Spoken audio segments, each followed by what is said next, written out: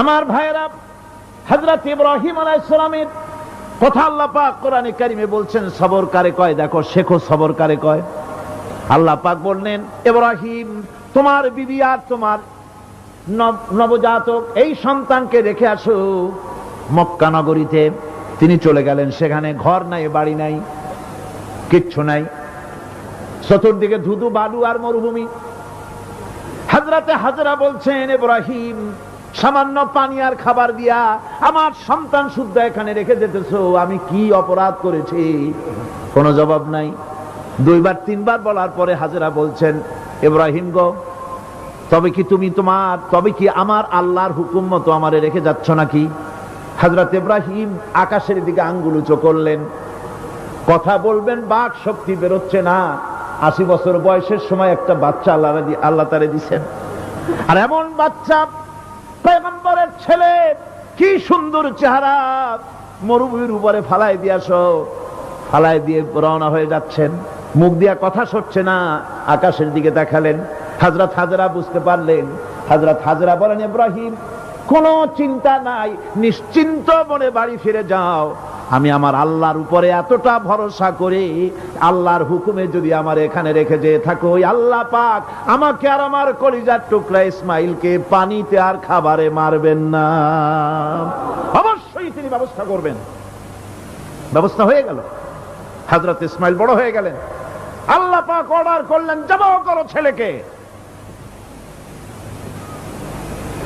হযরত ইব্রাহিম আলাইহিস সালাম যখন জবাহের প্রস্তাব করলেন, হযরত ইসমাইল তা আপত্তি করতেন, বাবাজি আমার মায়ের আর আমাকে বাচ্চা অবস্থায় ফেলে গেলেন, খাবার দেন নাই, পরার দেন নাই, বছরের পর বছর আমাদের এখানে কাটলো, দেখতেও আসেন নাই, আজ আসছেন জবাহ দিতে। এটা কেমন কথা? কি ধরনের বাপ আপনি? এরকম বলছে নাকি? এরকম বলছে? হযরত ইব্রাহিম আলাইহিস সালাম প্রস্তাবটা কিভাবে পারলেন? আল্লাহ পাক কোরআনে কারিমে দৃষ্টান্ত রেখে দিয়েছেন।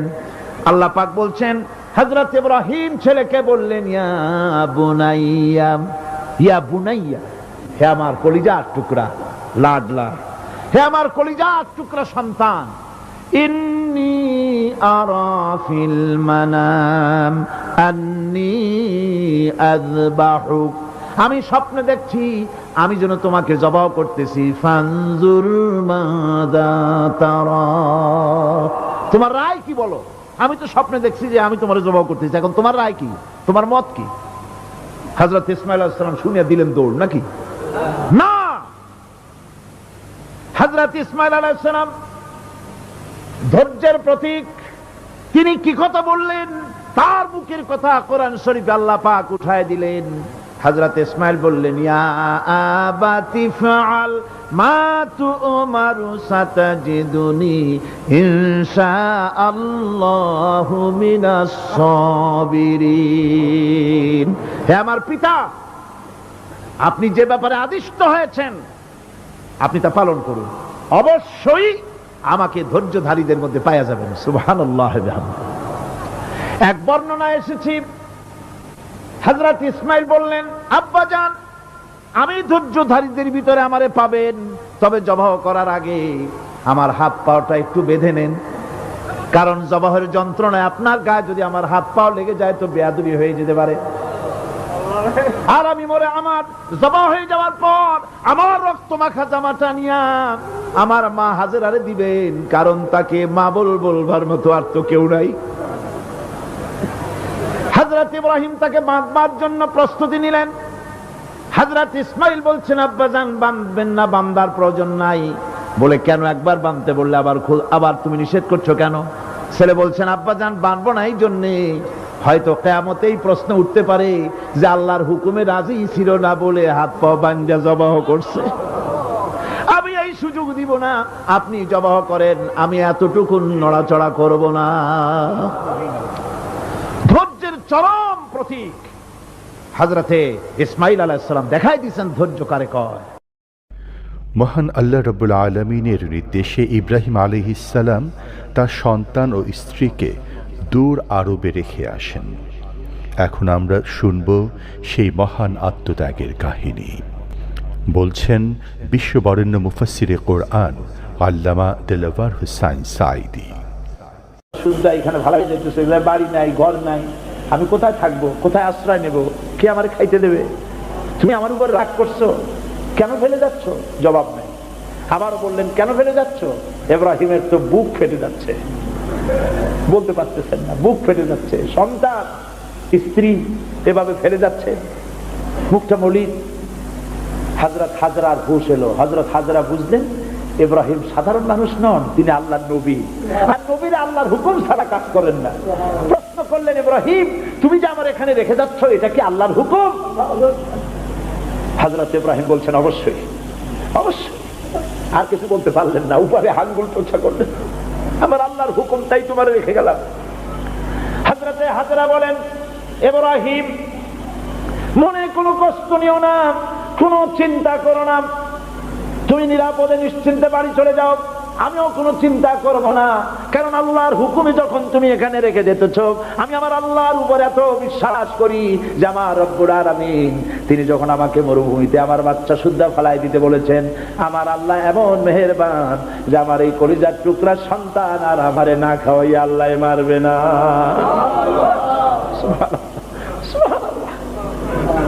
হযরতে হাজরা পানির জন্য দৌড়দৌড়ি করলেন। সাফা মারোয় আপনারা জানেন, সব জানা কথা, সাফা মারোয় দৌড়িয়ে দৌড়ি।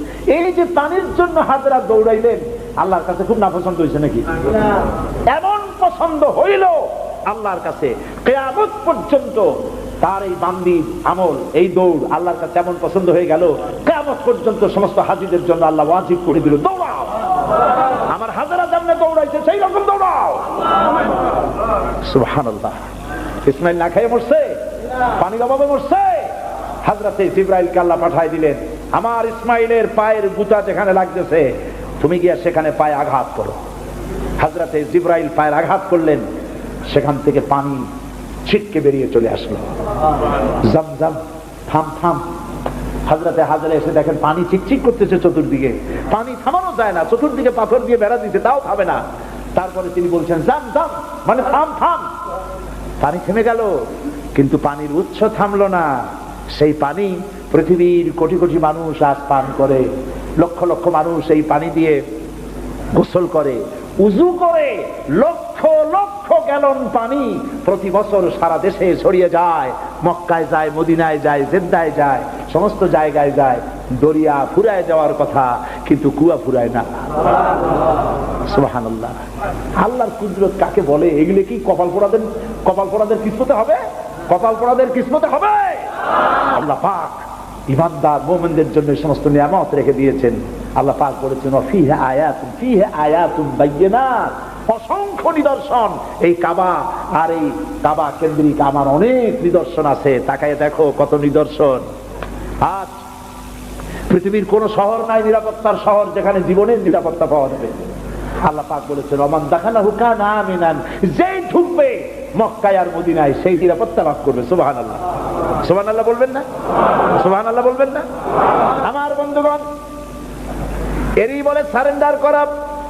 আল্লাহ রাব্বুল আলামিন বললেন আসলিম, সারেন্ডার করো। হযরত ইব্রাহিম আলাইহিস সালাম বললেন আসলামতু লিরাব্বিল আলামিন, সারেন্ডার হয়ে গেলাম। সারেন্ডার হয়ে এক পরীক্ষা পাস করলেন, আরো এক পরীক্ষায় দুটা পাস করছেন কিনা? সুবহানাল্লাহ। এবার 3 নম্বরের পরীক্ষা, 3 নম্বর। ছেলে এবার বড় হইছে, নাদুস নুদুস চেহারা, সুন্দর, সুবহানাল্লাহ, নাদুস নুদুস চেহারা, জ্ঞান হয়েছে। এবার যাও ছেলেকে জবাব করো। সুবহানাল্লাহ। একটার পর একটা মারাত্মক অগ্নি পরীক্ষা, ছেলের জবাব করো। হযরত ইব্রাহিম আলাইহিস সালাম বলছিলেন যে আল্লাহ এই রকমের কঠিন পরীক্ষা তুমি আমারে বানাইও না। বলছেন না। আমার মা বোনেরা, আমার ভাইয়েরা লক্ষ্য করেন, হযরত ইব্রাহিম ছেলেকে প্রশ্ন করলেন, তারে বললেন পরিষ্কার, আল্লাহ আমাকে অর্ডার করেছেন, ইন্নী আরা ফিল মানাম আন্নী আযবাহুক, আমি স্বপ্নে দেখেছি আমি তোমাকে জবাব করতেছি, বলো তোমার অভিমত কি? ফানজুর মাযা তারা, বলো তোমার অভিমত কি? হযরত ইসমাইল বলতে পারতেন, আব্বা আপনি আমার বাবা, আমার মায়ের শুদ্ধ করে ভালাই দিয়ে গেছেন, বছরের পর বছর খাবার দেন নাই, পরার দেন নাই, খোঁজ খবর নেন নাই, আজকে কোন অধিকারে আপনি আমাকে জবাব করতে এসেছেন? বলতে পারতেন না? তিনি কি তা বলেছেন? না। এর নাম মুসলমান। চিল্লায় বলেন সুবহানাল্লাহ। এর নাম মুসলমান। আল্লাহর হুকুমের সামনে মাথা নত করে দাও। হযরত ইসমাইল কি জবাব দিলেন? হযরত ইসমাইল বললেন, ইয়া আবাতি ফাআল মা তুমারু সাতাজিদুনি ইনশাআল্লাহু মিনাস সাবিরিন। হে পিতা, আপনি স্বপ্নে যে ব্যাপারে আদিষ্ট হয়েছেন, দেখেন ছোট্ট মানুষ কিন্তু তিনি কথা বললেন না যে আপনি স্বপ্নে যা দেখছেন তাই করেন। তিনি বললেন কি, আপনি স্বপ্নে যে ব্যাপারে আদিষ্ট হয়েছেন আপনি তা পালন করুন। ছেলের এই জ্ঞান হয়েছে আমার আব্বা আল্লাহর পয়গম্বর, আর পয়গম্বরেরা নিজের ইচ্ছায় কিছুই করে না। আল্লাহর হুকুম। আপনি আমাকে ধৈর্যধারীদের মধ্যে পেয়ে যাবেন, আমাকে ধৈর্যধারী পাবেন। আমি ছটফট করবো না, দৌড় দেব না। তবে আমার আব্বা তিনটা কাজ করেন। জবাব করার সময় আমার হাত পা বাঁধেন, যাতে করে জবাহের বেদনায় যন্ত্রণায় আমার হাত পা আপনার গায়ে লাগলে আমার বেয়াদবি হয়ে যেতে পারে। হাত পা বাঁধবেন। 2 নম্বরে আপনার চোখটাও বাঁধবেন ভালো করে, যাতে করে আমার গর্দান দেখলে এখানে ছুরি চালাইতে আপনার কষ্ট হইতে পারে, হাতটা শিথিল হয়ে যেতে পারে। বাপের কাছে ছেলের গর্দান বড় প্রিয়। বাপ তার ছেলেকে কাছে রেখে তার গর্দানের উপরে চুমা খায়, তার কপালে চুমা খায়। আপনার চোখটা বাঁধিয়ে নিয়েন, তাহলে কষ্ট কম হবে। আর 3 নম্বরে আর একটা দাবি আছে। 3 নম্বরে আর একটা দাবি হলো, আমার মা হাজেরা জনম দুঃখিনী মা, আমার কোন সন্তান তার নাই, মা বলে ডাকবার মতো। আমাকে জবাহ করার পরে আমার রক্ত মাখা জামাটা আমার মায়েরে দিয়া দিবেন, আর বলবেন যেন কান্দাকাটি না করে। কিয়ামতের দিন আল্লাহর দরবারে মায়ের সাথে আমার দেখা হয়ে যাবে। হযরত ইব্রাহিম ছেলের হাত পা বাঁধলেন, নিজের চোখ বেঁধেছেন। আল্লাহর আকাশের ফেরেশতারা তাকায় দেখতেছেন, কি সাংঘাতিক পরীক্ষা। এত বড় পরীক্ষা পৃথিবীর কোন মানুষকে আল্লাহ রাব্বুল আলামিন করেন নাই। কি কঠিন পরীক্ষা। নিজের ছেলের গলায় ছুরি চালানো বাপের পক্ষে কি সম্ভব? হযরত ইব্রাহিম আলাইহিস সালাম কোরআনে কারীমের মধ্যে রব্বুল আলামিন সুন্দর করে বলেছেন, ফালাম্মা আসলামা ওয়া তাল্লাহু লিল জাবিন। বাপ বেটা দুজনে রাজি হয়েছে। ছেলেটারে কাজ করিয়া ছুরি ধরছে, ছুরি চালানো শুরু হয়ে গেছে। আল্লাহর কি ইচ্ছা আছে ইসমাইল জবাব হয়ে যাক। আল্লাহর ইচ্ছা পরীক্ষা করা। আর ইব্রাহিম আলাইহিস সালাম পরীক্ষার রেজাল্ট জানেন না, ঠিক কিনা? ছেলে জবাব হবে কি হবে না এটা কি জানা আছে? তার জানা আছে জবাব হবেই। শক্তভাবে ছুরি চালাচ্ছেন, কাটে না, গলা কাটে না। এরপরে আল্লাহ রাব্বুল আলামিন, আকাশের ফেরেশতারা কাঁদতেছে এই দৃশ্য দেখে। আল্লাহ পাক দুম্বার ব্যবস্থা করে দিলেন। দুম্বা ইসমাইলকে, হযরত ইব্রাহিমের তো চোখ বাঁধা, ইসমাইল আলাইহিস সালামকে সরাইয়া দুম্বার সামনে দিয়েছে, দুম্বা জবাব হয়ে গেছে। সুবহানাল্লাহ। আল্লাহ রাব্বুল আলামিন হযরত ইব্রাহিমকে শোনায় দিলেন, ওয়ানাদাইনাহু আইয়া ইব্রাহিম ক্বাদ সাদ্দাকতার রুয়া ইন্না কাযালিকা নাজজিল মুহসিনিন। আমি ইব্রাহিমকে ডেকে বললাম, ইব্রাহিম তুমি তোমার স্বপ্নকে বাস্তবে রূপ দিয়েছো, আর আমি এইভাবে করে মুহসিনিনদেরকে পুরস্কৃত করে থাকি। সালামুন আলা ইব্রাহিম। ইব্রাহিমের উপরে আল্লাহর শান্তি নাজিল হোক। কিয়ামত পর্যন্ত পৃথিবীর কোটি কোটি মুসলমানেরা নামাজের মধ্যে ইব্রাহিম আলাইহিস সালামের জন্য দোয়া করবে। সুবহানাল্লাহ। দোয়া করেন না আপনারা? কোন সময়? দরুদের মধ্যে। দরুদ। কিয়ামত পর্যন্ত দোয়া করো, তোমার নেতা, তোমার জাতির পিতা। মুসলমান কারে বলে? এর নাম মুসলমান। মদের ব্যবসা ছাড়তে পারবেন না, জুয়া ছাড়তে পারবেন না, সুদ ছাড়তে পারবেন না, আবার দাবি করবেন আপনি মুসলমান। মুসলমান হওয়া যাবে না, আল্লাহর কসম মুসলমান হওয়া যাবে না। মুনাফিক, মুনাফিক, মুনাফিক। মুসলমান হতে হলে আল্লাহর হুকুমের সামনে মাথা নত করতে হবে। যা তিনি বলেছেন সব মানতে হবে। মিথ্যা ছেড়ে দিতে হবে, ওজনে কম দেওয়া যাবে না, খাদ্যে ভেজাল দেওয়া যাবে না, নিজের স্ত্রীকে, নিজের মেয়েকে বেপরদা করা যাবে না, বৈশাখী মেলার নামে নিজেদের মেয়েগুলিকে সৌন্দর্য প্রদর্শনী করে মানুষের সামনে বের করা যাবে না। এর নাম ইসলাম। এর নাম কি? এই ধরনের মুসলমান হইতে পারবো আমরা? হইতে পারবো? এই ধরনের মুসলমান হইতে রাজি আছি? কারা কারা রাজি? আলহামদুলিল্লাহ।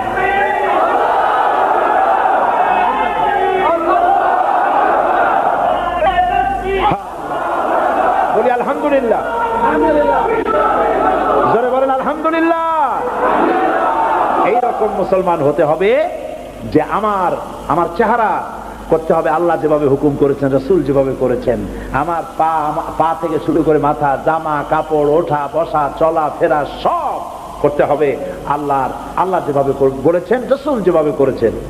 আল্লাহ রাব্বুল আলামিন বলেন, ইয়া আইয়ুহাল্লাযীনা আমানু দুখুলু ফিস-সিলমি কাফা ওয়া লা তাত্তাবিউ খুতুওয়াতিশ শাইতান ইন্নাহু লাকুম আদুউম মুবিন।